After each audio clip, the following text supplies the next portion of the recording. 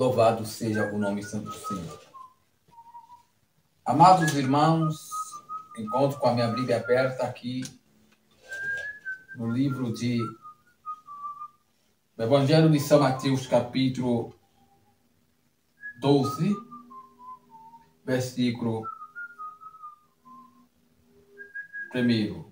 Mateus, capítulo 12, versículo 46.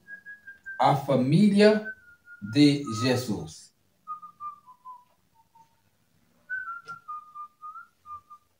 E falando ele ainda à multidão, eis que estava fora sua mãe e seus irmãos, pretendendo falar-lhe. E disse-lhe alguém, eis que estão ali fora tua mãe e teus irmãos, querem falar-te. Porém ele respondendo disse-lhe, aquele lhe falara, quem é minha mãe? E quem são meus irmãos? E estendendo a mão para o seu discípulo, disse, eis aqui a minha mãe e meus irmãos, porque qualquer que fizer a vontade do meu Pai, que está no céu, este é meu irmão e minha mãe. Jesus, de maneira alguma, estava desmerecendo Maria. O que ele quis dizer? E dizia para seus discípulos que eles eram irmão dele porque ouvia a palavra de Deus e porque fazia a vontade de Deus. Realmente, meus amados irmãos, quando nós fazemos a vontade de Deus, nós somos irmãos de Jesus.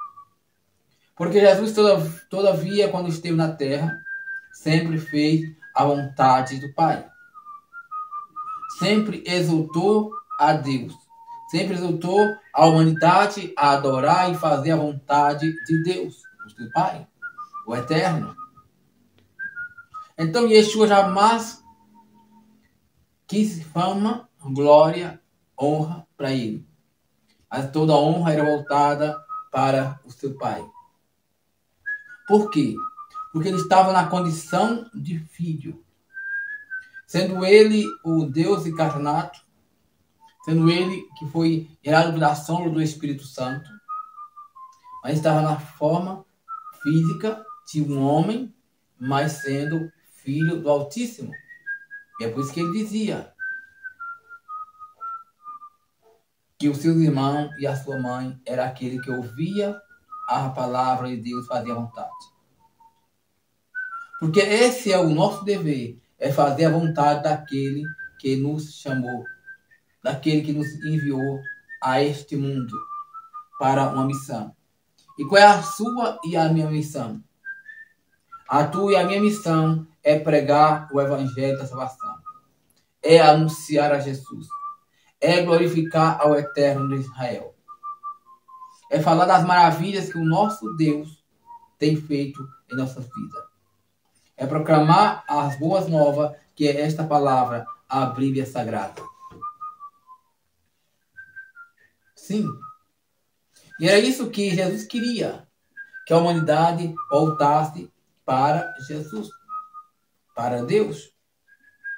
Que os fariseus, que os saduceus e tantas outras pessoas voltassem para o seu Pai, adorassem ao seu Pai e escutassem a sua palavra. Como disse, de maneira alguma, Jesus estava desmerecendo a sua mãe. Ela era importante para ele. Mas o mais importante era aqueles que ouvia e fazia a vontade do Criador, a vontade de nosso Deus. E quantas pessoas hoje não fazem mais a vontade do Senhor? Quantas pessoas hoje não escutam mais a palavra de Deus? Quantas pessoas hoje não lê mais a palavra de Deus? Quantas pessoas hoje não pregam mais a palavra de Deus? Quantas pessoas hoje deixam de reverenciar a palavra do Senhor? Quantas pessoas hoje já não dão a sério mais a palavra do Senhor? Quantas pessoas brincam com a palavra de Deus? Quantas pessoas estão brincando de ser pastores? Quantas pessoas estão brincando de ser adoradores? Quantas pessoas estão brincando de ser servos do Senhor? Quantas pessoas estão brincando com o Espírito Santo? Centenas, centenas, dezenas e milhões de pessoas estão brincando de ser crente, brincando com a palavra de Deus. Essa é a verdade. Distorcendo a sã doutrina, rejeitando a sã doutrina, pregando um evangelho inverídico, não pregando mais o evangelho da salvação, o evangelho que liberta, que transforma e leva o homem para o céu. Mas ainda há aqueles que se preocupam com a palavra de Deus, ainda há aqueles que amam a palavra de Deus, ainda há aqueles que amam pregar o verdadeiro evangelho do qual mandou Jesus. Enquanto a maioria está pregando um outro evangelho, um evangelho de facilidade, um evangelho de anátema, um evangelho frajuto, um evangelho putreficado, um evangelho falsifier, há aqueles que ainda se preocupam em pregar o evangelho genuíno, o evangelho de renúncia ao pecado, o evangelho de divórcio com o mundo.